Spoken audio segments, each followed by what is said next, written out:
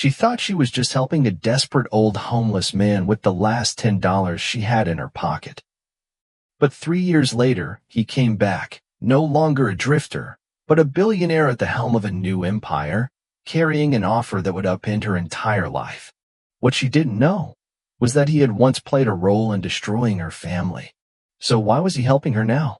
And what dark secret was hiding behind that seemingly innocent act of repaying kindness? This story will keep your eyes glued to the screen, and the real twist is still waiting at the end. Hey guys, where are you watching from? I'd love to know. If you enjoyed the video, don't forget to like, comment, and subscribe. What if a single act of kindness could change the course of 2 lives? What if the person who once helped you when you had nothing turned out to be someone who could also reshape your future? Julian Cross had once been a name that echoed through Chicago's elite circles. At 65, he was the mastermind behind CrossTech, a tech empire that revolutionized global logistics with AI-driven precision. His penthouse glittered above the city's skyline, his wealth a fortress against the world. But fortresses crumble, and Julian's fell with devastating speed. The collapse began with a merger, a high-stakes deal with Evercrest Capital, a conglomerate promising to elevate CrossTech to untouchable heights. Julian entrusted the details to Adrian Wolf, his CFO and friend of 23 years. Adrian, with his easy charm and sharp mind, assured Julian the deal was flawless. It wasn't. Evercrest Capital was a facade built on fraudulent accounting and predatory practices. When it imploded, it dragged CrossTech into the abyss. Stocks plummeted, investors abandoned ship, and lawsuits piled up like storm debris. The final blow came when Julian uncovered Adrian's betrayal. While Julian faced the fallout, Adrian had siphoned millions into offshore accounts, leaving CrossTech hollow. By the time Julian confronted him, Adrian had vanished, leaving only a mocking note. You always trusted too easily. The board ousted Julian. The media branded him a failure, and his fortune evaporated. He traded his penthouse for a 1-bedroom apartment in a crumbling building on Chicago's South Side, where the walls groaned and the heat flickered. At night, he lay awake replaying Adrian's betrayal and his own blindness. The financial ruin was crushing, but the loss of trust cut deeper, a wound that festered in the silence. One November evening, with a single dollar to his name, Julian wandered into Rose's Diner, a faded haven on the city's edge. The bell above the door jingled weakly as he shuffled in, his soaked shoes leaving trails on the linoleum. He ordered a black coffee, the cheapest item on the menu, and sat in a corner booth, staring into the dark liquid as if it held answers to his unraveling life. That's when Maya Carter entered his world. At 24, Maya was a study in resilience. Her dark curls tied back in a loose ponytail, her apron stained from endless shifts. She worked doubles at Rose's to support her mother, Diana, whose chronic illness drained their savings, and her 17-year-old brother, Noah, who dreamed of college but was stuck in a dead-end job. Maya's life was a relentless battle against debt, medical bills, and despair. Yet she carried herself with a quiet strength that drew Julian's gaze. "You okay, sir?" she asked, refilling his coffee without being asked. Her voice was gentle, free of pity, but her eyes saw through his facade. Julian managed a nod, too ashamed to meet her gaze. Hunger gnawed him. He hadn't eaten in 2 days, but pride kept him silent. When the bill came, he fumbled with his empty pockets, his face burning with humiliation. I can't pay," he mumbled, ready to flee. Maya didn't hesitate. She reached into her apron, pulled out a crumpled $10 bill from her tips, and slid it across the counter. "Take it," she said softly. "You'll get through this." "I know you will." Julian stared at the bill, his throat tight. "I can't take your money," he whispered, his voice raw. "You can," she said firmly, her tone leaving no room for argument. "Pay it forward when you're back on your feet." Her words cracked the shell of his despair.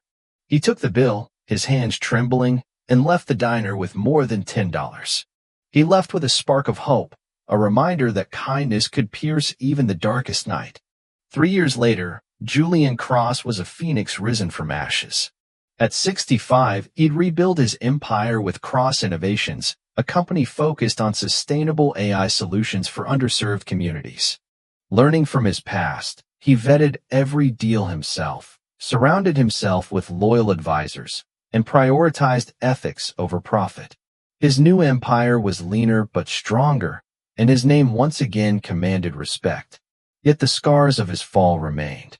Trust was a luxury he could no longer afford, and Adrian's betrayal lingered like a shadow. One memory burned brighter than the rest: Maya's face, her $10 bill, her unwavering belief. He'd kept the bill folded in his wallet, a talisman of the moment he chose to fight back. It wasn't the money. It was what it represented. Someone had seen him not as a failed billionaire, but as a person worth saving. Driven by gratitude and a need to close that chapter, Julian returned to Rose's diner one crisp autumn evening. The neon sign flickered, the booth sagged, but the air hummed with possibility. Maya was there behind the counter, wiping down the coffee machine. She looked older, her shoulders heavy with exhaustion, but her eyes held the same strength that had struck him years ago. He sat at the counter, ordered a coffee, and watched her move with quiet efficiency. She didn't recognize him, and he didn't expect her to. To her, he was just another customer, not the broken man she'd saved. When she brought the check, he slipped an envelope under his plate. Inside was a $10,000 tip and a note. "You changed my life. Now let me help change yours. Come to Cross Innovations tomorrow. There's a place for you there." Maya found the envelope after he left. Her breath caught as she counted the bills, her hands trembling. $10,000 could pay her mother's medical bills, cover rent, give Noah a shot at college. But the note puzzled her. A job from a stranger? She vaguely remembered the man from 3 years ago, but the details were blurred by countless shifts and faces. Who was Julian Cross, and what did he want from her? Maya's life was a house of cards, one gust away from collapse. Her mother's illness, a rare autoimmune disorder, required treatments that insurance barely covered. Noah, now working 2 jobs, was slipping into resentment, his dreams of college fading. Maya had once aspired to be a social worker, but those ambitions were buried under bills and exhaustion. The $10,000 was a lifeline, but accepting it felt like betraying her pride. She'd survived without handouts. Could she start now? The job offer was even more perplexing. Cross Innovations was a world of glass towers and power suits, far from the greasy counters of Roses. Why her? Was this a rich man's whim, a way to ease his conscience? Her instincts screamed caution, but desperation and curiosity won out. The next morning, she stood outside Cross Innovations headquarters, feeling small against its gleaming facade. Julian greeted her with a warmth that disarmed her, his silver hair catching the light, his eyes crinkling with sincerity. He offered her a role at Cross Futures, his foundation supporting communities hit by economic hardship. The salary was triple her diner wages, with benefits that could transform her family's life. "I don't understand," Maya said, her voice edged with skepticism. "You don't know me. Why are you doing this?" Julian's smile was tinged with sadness. 3 years ago, you gave me $10 when I had nothing. You didn't ask questions, didn't judge. You just helped. I owe you more than money. I owe you a chance." The story stirred a memory, but Maya's doubts lingered. Was this gratitude, or something else? She agreed to a trial period, keeping the $10,000 in a drawer, unspent. She needed to know Julian's true intentions before she could trust him, or herself. Maya threw herself into her work at Cross Futures. Her compassion and grit made her a natural, and she found purpose in helping families like hers, people crushed by systems they couldn't fight. But as she dug into the Foundation's projects, she stumbled across a troubling link.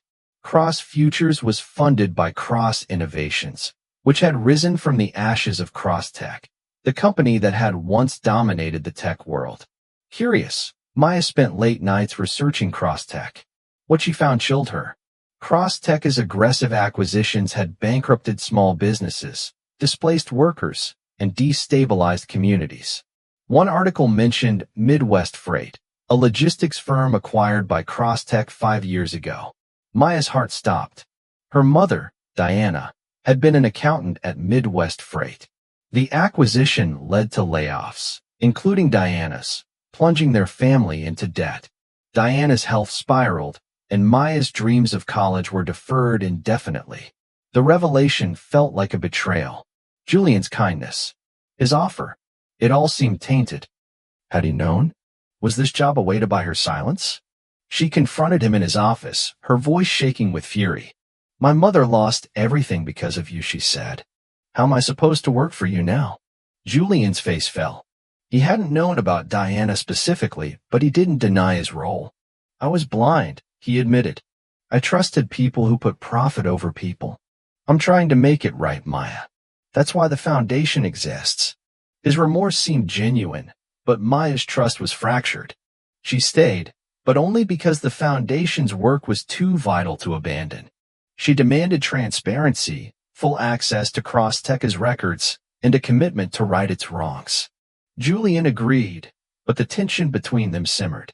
As Maya navigated her role, she uncovered another layer to the story. While reviewing Crosstech's old files, she found emails suggesting Adrian Wolf had orchestrated the Midwest Freight acquisition to inflate Crosstech's stock before siphoning funds. Adrian wasn't just a traitor to Julian. He'd been the architect of her family's ruin. This discovery shifted Maya's perspective. Julian wasn't blameless, but he'd been manipulated too. She began to see him not as a villain, but as a man haunted by his mistakes. Their conversations grew deeper, often late at night in the Foundation's offices. Julian shared more about his fall, how Adrian's betrayal wasn't just financial, but personal. A friend who'd exploited his trust for years. "I thought I knew him," Julian said one evening, staring out at the city skyline. "But I was too focused on winning to see the truth."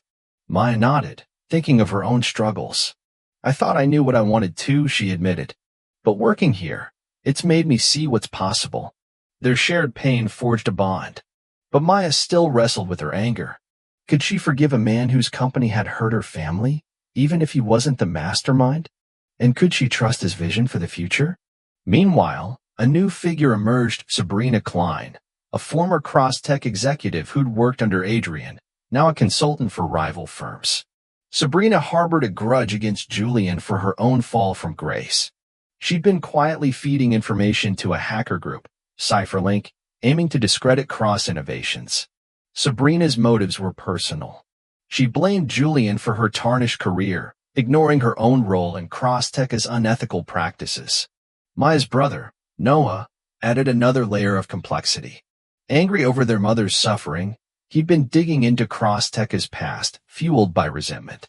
Through online forums, he connected with Cypherlink, who claimed to have evidence of Cross Innovations' ongoing ties to unethical practices. Unaware of Sabrina's involvement, Noah shared their claims with a journalist, hoping to expose Julian. The journalist, sensing a scoop, contacted Maya. "If Cross is still dirty, you could bring him down," she said. Maya was torn. She'd seen Julian's efforts to change. But Noah's evidence, forged or not, could destroy the foundation. She confronted Julian, showing him the claims. Julian was livid, not at Maya, but at the accusations. "This is Adrian," he said, his voice low. "And Sabrina. They're working together to sabotage me." Maya was skeptical, but Julian showed her proof emails from a shell company linked to Adrian and Sabrina, spreading disinformation to discredit Cross Innovations. The realization hit Maya hard. Adrian and Sabrina weren't just ghosts from Julian's past. They were a threat to her present. She warned Noah to back off, but his anger made him reckless, threatening to escalate the situation. The Foundation's annual gala was days away, a critical event to secure funding for its programs. But the journalist's story broke the morning of the gala, alleging Cross Innovations was a front for Crosstech's predatory practices. Donors panicked, threatening to pull out. The media descended, and the Foundation's future hung by a thread. Maya and Julian worked frantically to counter the narrative. They traced the disinformation to Sabrina's shell company, uncovering her ties to Cypherlink. Julian reached out to a trusted contact in the media, releasing evidence of Sabrina and Adrian's sabotage. But the damage was done. The gala was their last chance to save Cross Futures. At the gala, the atmosphere crackled with tension. Julian took the stage, his face etched with resolve. "I won't hide from my past," he began. "Cross-tech hurt people, and I was part of that. I trusted the wrong people, ignored the signs. But Cross Futures is my promise to do better, not just for me, but for everyone we serve." The crowd murmured, skeptical. Then Maya stepped forward, unscripted. "My family was destroyed by Cross," she said, her voice steady. "I was angry too. But I've seen what this foundation can do. It's given me hope, and it's given families like mine a future. We're not perfect, but we're trying, and that's worth fighting for." Her words shifted the room's energy. Then, in a stunning moment, Noah appeared, taking the microphone. "I was wrong," he said, his voice breaking. "I thought exposing Julian would fix things. But I almost ruined something good. This foundation is real. It's helping people like us." The crowd erupted in applause. Donors pledged millions, and the journalist's story was debunked. Sabrina and Adrian's scheme unraveled, with authorities launching an investigation into their shell company. The foundation was saved, but the true victory was personal. Maya and Julian had chosen trust over vengeance, and Noah had found redemption in his honesty. In the aftermath, Julian made a radical decision. He stepped down as CEO of Cross Innovations, naming Maya as his successor. "You're the heart of this," he told her. "I built it, but you'll make it last." Maya hesitated, but the gala had shown her she could lead. She accepted, vowing to run the foundation with transparency and compassion. Julian became a mentor, funding initiatives and advising from the sidelines. Together, they ensured Sabrina and Adrian faced justice, with both arrested for fraud. Maya mended her rift with Noah, securing him a scholarship through the foundation. Diana's health stabilized with better care, and the family found a new rhythm. Maya also launched an initiative to compensate families affected by Cross, starting with her own, ensuring Diana received back pay for her lost job. 10 years later, Maya stood at the opening of a Cross Futures Community Center, a beacon of hope in a once-forgotten neighborhood. The foundation had transformed lives, offering education, jobs, and stability to thousands. Maya had become a global advocate for social change, her story inspiring a new generation. Julian, now in his late 70s, watched from the crowd, his role quiet but vital. He'd found peace, not in wealth, but in the legacy he'd helped build. As Maya caught his eye, she smiled, remembering that $10 bill. It wasn't the money that changed everything. It was the belief behind it. That belief had rippled outward, touching lives neither could have imagined, and it would endure long after they were gone.